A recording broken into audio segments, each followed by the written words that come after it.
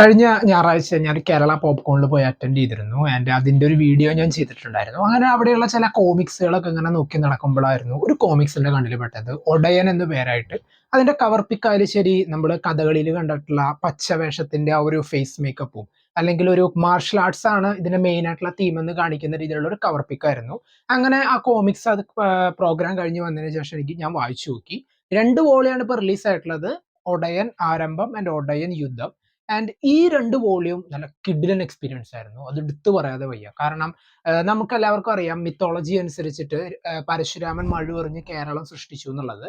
അതിനെ ഭാർഗവ ക്ഷേത്രം എന്നുള്ള ഒരു ഇമാജിനറി ലാൻഡ് ആയിട്ട് കാണിച്ച് അവിടെ ഉണ്ടാകുന്ന ചില പ്രതികാരം അല്ലെങ്കിൽ അങ്ങനെയുള്ള സ്റ്റോറി ആയിട്ട് ഡെവലപ്പ് ചെയ്തേക്കാണ് ഈ ഒരു കഥയില്. ഈ ഒരു കഥയുടെ ഏറ്റവും വലിയൊരു ഹൈലൈറ്റ് ഇതിലുള്ള ക്യാരക്ടേഴ്സിൽ പലരും നമ്മള് കേട്ടിട്ടുള്ള വടക്കൻ പാട്ടിലെ ക്യാരക്ടേഴ്സ് ആയിട്ടുള്ള ആരോമല്, ചന്തു, ഉണ്ണിയാർച്ച എന്നിവരെയൊക്കെ ഈ ഒരു കഥയിൽ കൊണ്ട് പ്ലേസ് ചെയ്തിട്ടുള്ള മൊമെന്റ്സ് ഒക്കെ ശരിക്കും കിടിലൻ തന്നെയാണ്. ഓരോ ക്യാരക്ടേഴ്സിനും അതിൻ്റെതായിട്ടുള്ള ഒരു ക്യാരക്ടർ ബിൽഡപ്പ് അല്ലെങ്കിൽ ആ ഒരു ക്യാരക്ടറൈസേഷൻ സെറ്റ് ചെയ്യാനായിട്ട് ഇതിന്റെ റൈറ്റേഴ്സിന് സാധിച്ചിട്ടുണ്ട്. ഇതിന്റെ സ്റ്റോറി ഒക്കെ ചെയ്തിട്ടുള്ളത് സുഹാസ് സുന്ദറാണ്. ആർട്ടും സ്കെച്ചസ് ഒക്കെ ചെയ്തിട്ടുള്ളത് ദീപക് ശർമയാണ്. രണ്ടുപേരും ചെയ്തിട്ടുള്ള ഈ വർക്ക് ഒരു രക്ഷയില്ല. കാരണം നമ്മളിതിങ്ങനെ വായിച്ചുകൊണ്ടിരിക്കുമ്പോൾ ആ ഒരു വടക്കം പാട്ടുകൾ, ആ ഫെയറി ടെയിലിലൂടെയൊക്കെ നമ്മളിങ്ങനെ പോകുന്ന ഒരു അവസ്ഥയാണ്.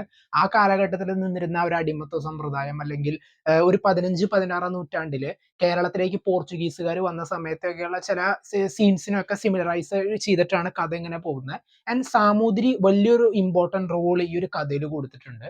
സാമൂതിരി എത്രത്തോളം ഈ ഒരു കഥയിൽ ഇമ്പോർട്ടന്റ് ആണ്, അല്ലെങ്കിൽ മലബാറിന്റെ ആ ഒരു മൊത്തത്തിലുള്ള ജിയോഗ്രഫിക്കൽ സെറ്റപ്പിനെ കാണിക്കാനും പറ്റിയിട്ടുണ്ട്. അന്നത്തെ പല ആളുകൾ നേരിട്ടിരുന്ന ഇഷ്യൂസിനൊക്കെ അത് പിന്നീട് ഓരോരോ പ്രതികാരത്തിനുള്ള ആൾക്കാരെ രൂപപ്പെടുത്തിയെടുക്കുന്ന രീതിയിലാണ് സ്റ്റോറി പോയിട്ടുള്ളത്. ഇതിന്റെ സ്കെച്ചസ് ഒന്നും രക്ഷയില്ല. കാരണം ഇതിലിപ്പോ ഒരു ഫൈറ്റ് സീക്വൻസ് ആയാലും ശരി, അല്ലെങ്കിൽ ഒരാളെ ഒരു ചവിട്ടുന്ന സീനൊക്കെ ആയാലും ശരി, അതിലൊക്കെ ആ ഒരു മലയാളം ലാംഗ്വേജ് അവർ യൂസ് ചെയ്തിട്ടുണ്ട്. അല്ലെങ്കിൽ ആ ഒരു സമയത്തെ ആ ഒരു സൗണ്ട് പുറപ്പെടുവിക്കുന്നത്. മൊത്തത്തിൽ ഒരു ഇംഗ്ലീഷിലാണ് സ്റ്റോറിയിലത്തെ മെയിൻ ആയിട്ടുള്ള ഡയലോഗ്സ് ഒക്കെ പോയിട്ടുള്ളത്. ബട്ട് കിഡിലൻ ഒരു വർക്ക് തന്നെയായിട്ടാണ് സംഭവം സെറ്റ് ചെയ്തിട്ടുള്ളത്. പ്രത്യേകിച്ച് പറയേണ്ടത്, ഇത് ഇനിയും വായിക്കാത്ത ആളുകൾ എന്തായാലും വായിച്ചു നോക്കുക.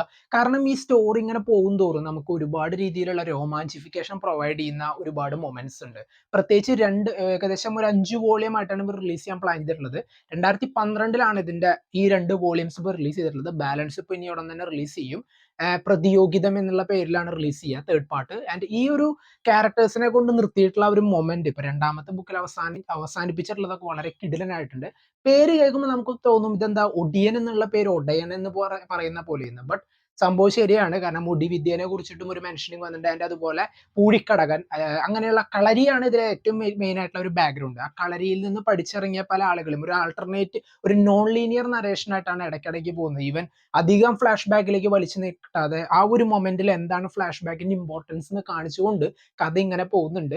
കളരിയുടെ ഇമ്പോർട്ടൻസ് അത്രത്തോളം പറയുന്നുണ്ട്. പ്രത്യേകിച്ച് ഭാർഗവ ക്ഷേത്രം എന്ന് പറയുന്ന കേരളത്തിനെ സെറ്റ് ചെയ്തിട്ടുള്ളതും അവിടെയുള്ള 41 കളരികളെ കുറിച്ചിട്ടുള്ള ഒരു മെൻഷനിങ്ങും ഒക്കെ എടുത്തെടുത്ത് പറയുന്നുണ്ട്. ഇപ്പോൾ ആരോമലിന്റെ ആ ഒരു സ്റ്റോറി ഉണ്ണിയാർച്ച അതിന് വേണ്ടിയിട്ട് പ്രതികാരം ചെയ്യാൻ ഇറങ്ങുന്നതൊക്കെ, ഉണ്ണിയാർച്ചേനൊക്കെ പോർട്രേ ചെയ്തിട്ടുള്ളത് കിടിലനായിട്ടുണ്ട്. ഈവൻ ആ ഒരു വരയിലായാലും ശരി, ആ ഒരു ക്യാരക്ടർ മെയിൻറ്റെയിൻ ചെയ്യുന്ന ഫിസിക്കായാലും ആ മൈൻഡിലുള്ള റിവെഞ്ച് ആയാലും ഒക്കെ അത്രത്തോളം നമുക്ക് റിഫ്ലക്ട് ചെയ്ത് കാണാൻ പറ്റും. കഥകളിയിലുള്ള പല വേഷങ്ങളും എടുത്ത് കാണിച്ചുകൊണ്ടാണ് ഇങ്ങനെ കഥ പോകുന്നത്. അതിനിടയ്ക്ക് കുറച്ച് മാജിക്കും അല്ലെങ്കിൽ കുറച്ചൊക്കെ ദുർമന്ത്രവാദം അങ്ങനെയുള്ള സംഭവങ്ങളൊക്കെ ഇൻക്ലൂഡ് ചെയ്തിട്ടാണ് കഥ കൊണ്ടുപോയിട്ടുള്ളത്. ഈഗർലി വെയിറ്റിംഗ് ഫോർ ഇതിന്റെ തേർഡ് പാർട്ട് ഒടയൻ പ്രതിയോഗിതം. പിന്നെ ഒരുപാട് സിംബലൈസേഷൻസ് കഥയിൽ പലയിടത്തും കയറി വരുന്നുണ്ട്. ശരിക്കും ഇതൊക്കെ ഒരു ആനിമേറ്റഡ് മൂവി ആയിട്ട് മലയാളത്തിൽ വരികയാണെങ്കിൽ one of the best experience തന്നെയായിരിക്കും പ്രൊവൈഡ് ചെയ്യുക. പ്രത്യേകിച്ച് കളരിക്കൊക്കെ ഇത്രത്തോളം ഇമ്പോർട്ടന്റ് ആയിട്ട് അധികം നമ്മൾ കാണാത്ത, ഇപ്പോൾ വളരെ ചുരുക്കം സിനിമകളെ അതിനൊരു ഇമ്പോർട്ടന്റ് ആയിട്ട് കാണിച്ചു ഇറക്കിയിട്ടുള്ളൂ. പക്ഷെ ഇങ്ങനെയുള്ള ഒരു സംഭവം ഒരു ആനിമേറ്റഡ് മൂവി ആയിട്ട് ആരെങ്കിലും ചെയ്യുകയാണെങ്കിൽ one of the best experience തന്നെയായിരിക്കും നമുക്ക് കിട്ടുക. തീർച്ചയായിട്ടും നിങ്ങൾ വായിച്ചു നോക്കുക. ആമസോൺ കിൻഡിലിൽ ഇതിന്റെ ബുക്സ് അവൈലബിൾ ആണ്, ഉടയൻ 1 and 2.